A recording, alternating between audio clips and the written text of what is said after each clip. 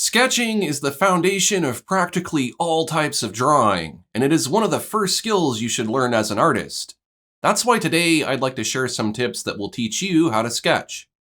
Sketching has a number of benefits. It allows artists to make a rough or tentative outline of something, then add to it or redraw it to give it more detail. Sketches can also be useful for capturing ideas quickly or recording observations. Sketches can be created with a variety of tools, including pencils, pens, markers, and even charcoal. In this lesson, I will be focusing on digital sketching on a computer, but traditional artists can learn from this video as well. There are even more benefits to sketching digitally. First, it is easier to make corrections to a digital sketch. You can easily erase or undo mistakes, which can be a huge time saver. It's much more difficult to remove sketch lines from traditional paper or canvas. Second, digital sketching is more versatile. Digital sketches can be resized, distorted, recolored, repurposed, and more. Third, digital sketches are more portable and they don't take up much space. You can sketch digitally on computers, tablets, and even smartphones and send images anywhere through the internet. And finally, digital sketching can be more affordable in the long run. A one-time purchase of a drawing tablet and some free digital art software beats having to replace pencils and paper for life. That's not to mention the trees and other resources you'll be saving. Let's learn how to set up a digital sketch from scratch. You'll need a medium to large drawing tablet with a pen that supports pen pressure, as well as free or paid digital art software. If you don't have either of those things, I have videos you can watch that will help you get set up with that. For reference, I am using a Wacom Cintiq to draw on. I'll start with Rebelle, but I'll also demonstrate sketching in a variety of art software. First, I'll create a new document. If you don't know what size and resolution to choose, go with a standard print or frame size. 300 pixels per inch is a good resolution for your final artwork, but your sketch can actually be made in a lower resolution because you can scale it larger later. Choosing a lower resolution will greatly improve brush performance on slower computers, which may allow you to have better control over your lines. You can sketch on any background color. Because it shows up better in my recording, I have chosen a dark background, but you can use whatever you like. I'd recommend removing any paper texture because it may make it difficult to see the sketch. Next, I'll create a new layer. This layer will only be used for my sketch. There are several advantages to keeping the sketch separate, but I'll come back to that. Next, choose a neutral color that contrasts with the background color and select a brush that would be good for sketching, like a pencil or pen. Anything with a thin diameter will do. Depending on the brush properties, pen pressure may control the width and/or opacity of the lines. You may even be able to control other properties like the graininess of the strokes. If your brush and tablet support tilt, you can even tilt your pen to make your strokes wider.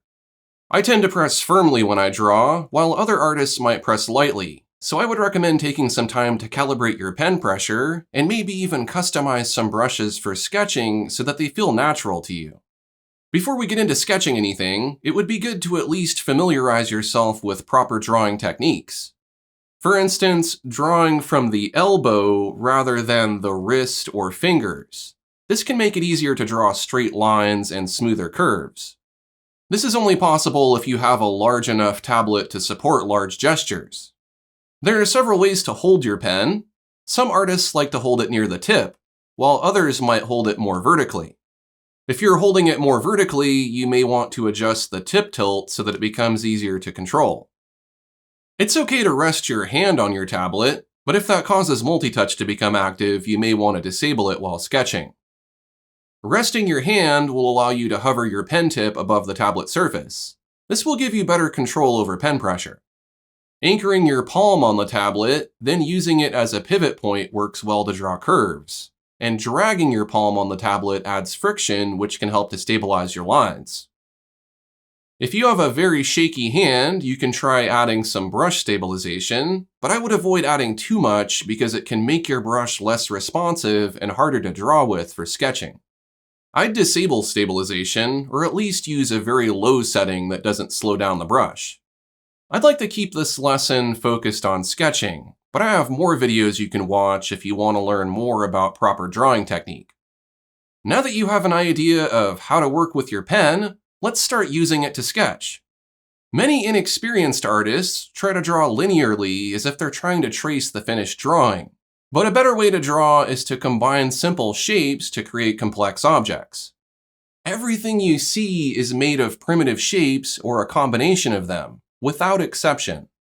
If you can draw a sphere, cone, cube, cylinder, torus, and plane, you can draw just about anything. For example, wheels are just cylinders, a ball is a sphere, and a box is a cube. If I combine the cylinders with the cube, I can sketch a simple car. If I refine the cube into a more complex form, I can get it looking even more like a car.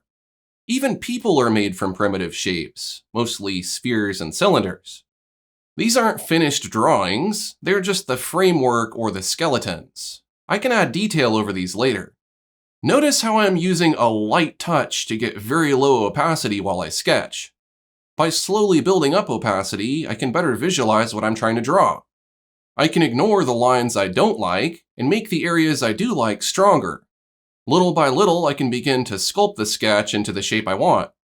Next, you may want to work back and forth between erasing and drawing to refine your sketch. If you have an eraser on your pen, you can use that to erase. Or you can program one of your pen buttons or express keys to erase. There may even be a keyboard shortcut you can use to invoke the eraser. Another method for refining your sketches is to use iterative sketching. I'll create a second sketch layer above the first and make the bottommost sketch semi-transparent to create sort of a tracing paper or onion skin effect. Don't use this to trace what you just sketched, try to improve it. Deviate from the sketch if it looks better. I can create as many iterative sketches as I like until I'm more satisfied with my drawing. A sketch doesn't have to be limited to a single layer. I can separate elements of this sketch onto multiple layers. It may even help to choose different colors for each sketch. By keeping the sketches separate, I can avoid messing up areas of the sketch I'm happy with. If at any point I want to merge the sketches into a single layer, I can do that. What you'll be sketching is totally up to you. I could pick a subject, but chances are it might not be what you like to draw. The best thing you can do to stay interested in art is to draw subjects you enjoy drawing. Try to have a variety so that you aren't stuck on the most challenging subjects. Don't expect to be able to draw something accurately if you aren't very familiar with it. You'll need to study reference images or draw from life to build up a library of observations in your brain. You'll need to practice drawing each subject often if you want to be good at drawing them from imagination. If you don't know what to draw, you can use word prompts to get ideas. You might also try AI-generated images to get inspiration. Generated reference images may have mistakes, so don't try to copy them exactly, but instead use them to visualize a subject and then draw it in your own style. If you are drawing from reference, then don't rush to complete the sketch. If accuracy is your goal, you'll want to spend a lot of time analyzing the reference and matching your sketch to it as best you can. And most importantly, not every drawing you make has to be from reference. It's okay to doodle and draw cartoons. Spending time each week drawing random stuff from your imagination will do wonders to help you gain better control over your lines. Once you feel more comfortable drawing lines in general, then begin to work toward drawing more challenging subjects. If you want to get into advanced sketching like perspective drawing or portraits, those all have their own specific techniques. For example, you'd use perspective guides to draw in perspective. You certainly could draw in perspective freehand, but you'd need to have an in-depth understanding of how to draw like that. This is a separate topic, but an important one to check out since all of what you see is in perspective. Same goes for portraits. There are loads of techniques like the Riley or Loomis methods and guides like golden rectangles that assist artists to draw accurate faces. Those artists who don't use guides can draw faces freehand because they have a lot of experience with portraits. Proportion is another key component of drawing.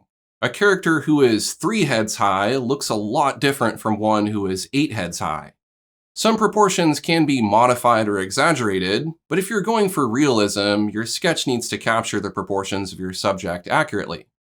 Gesture and motion lines can also help to add more life and movement to your drawings. There are many more principles such as angles, alignment, and more that can affect how well you can draw. You'll discover how to use each of these principles over time if you keep drawing. So the point is, as a beginner, you should not expect to be good at advanced drawing. You should understand that intermediate artists use guides and other techniques, while advanced artists have the experience to do everything naturally. If you're a beginner, you should focus on beginner-level drawing, or you will feel very discouraged. You don't go to a gym for the first time and start with more weight than you can lift. You don't try swimming for the first time in rapids. So don't set yourself up for failure by expecting too much of yourself. If you want to learn more about these intermediate to advanced sketching techniques, check out some of my videos where I draw something from beginning to end. That would be the best way to see how I construct various types of subjects. The lines in sketches tend to only capture the shape of subjects, but not their form. You can imply the form, lighting, and texture of objects by using a bit of shading. Shading is simply adding one or more levels of value inside the shapes to show their form and lighting. I'll demonstrate this in Corel Painter. I won't go into the details of how to shade or how to visualize lighting, but basically you want to establish the direction of your light or lights and then make the side closest to the light the brightest. The shadows will be on the opposite side of that. Studying 3D models and real-life objects can help you memorize how light interacts with the various forms. Don't add so much shading that you make a completed drawing. The objective here is to just indicate where you'll want to place shadows and other important features. You don't need to capture the full range of values, just make it possible to distinguish one level of shading from another. If your brush has opacity linked to pressure, light pressure can give you a fainter shading, while heavier pressure gives you stronger shading. Pencil brushes that support tilt work well for shading because they can simulate drawing with the side of a pencil.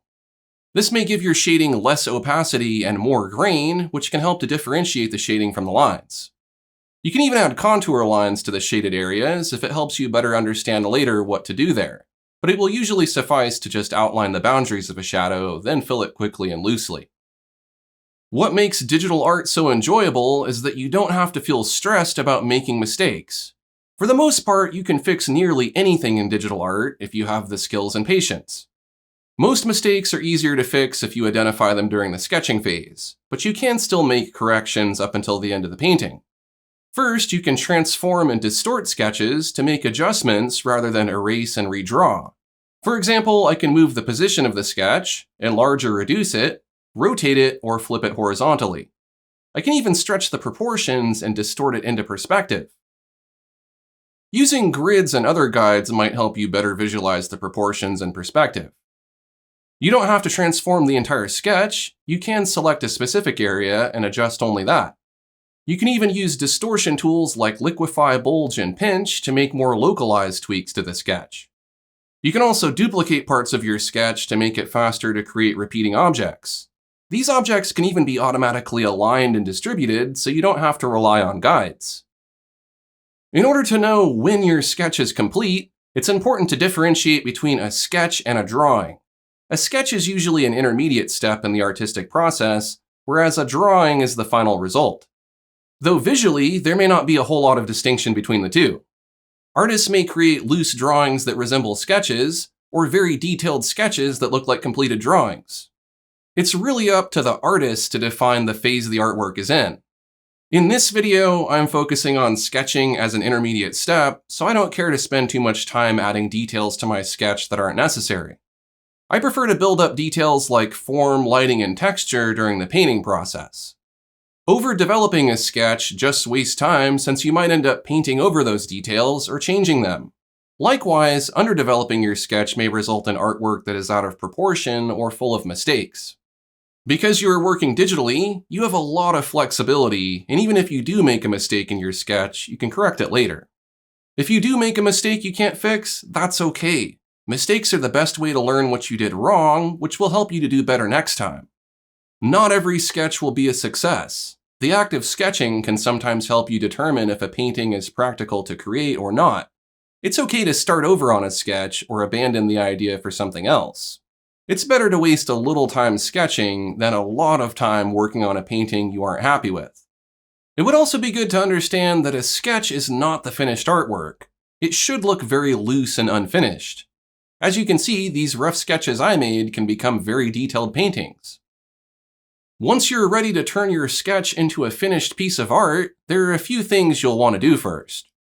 Adjusting the opacity of the sketch layer can be useful while you're working to make it easier to see what you're doing. Do all of your drawing and painting beneath the sketch layer.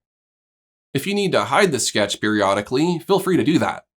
You'll want to avoid painting, erasing, or blending on this sketch layer, so lock it if necessary. Locking the sketch may also help you to prevent another common mistake, which is accidentally merging your sketch with the finished artwork. Depending on the color of your canvas, it may become necessary to change the color and blending mode of the sketch to make it more visible. A multiply blend mode works well to blend sketches naturally with lighter backgrounds. If your background is dark, you can use the screen mode. Optionally, you can lock the transparency of the sketch layer and fill it with a different color that you can see more easily. You may even want to make your sketch multicolored if your background has a variety of tones to it. At this point, my sketch is ready to turn into a finished work of art. I could ink the drawing and then color it, or I can create a painting from it. Once the sketch is no longer needed, it can be hidden or deleted without affecting the rest of the artwork. I won't be covering any of that in this video, but I have other lessons you can watch if you want to learn more. Now that you have a better understanding of how to sketch, the next step is to practice as often as you can. As I mentioned earlier, there's a lot more that goes into learning how to draw, so I would check out some of the principles like perspective, proportion, and shading, then move on to learning how to draw specific subjects like people, landscapes, or animals. You can find a lot of that on this channel. Thanks for watching, and I'll see you next time.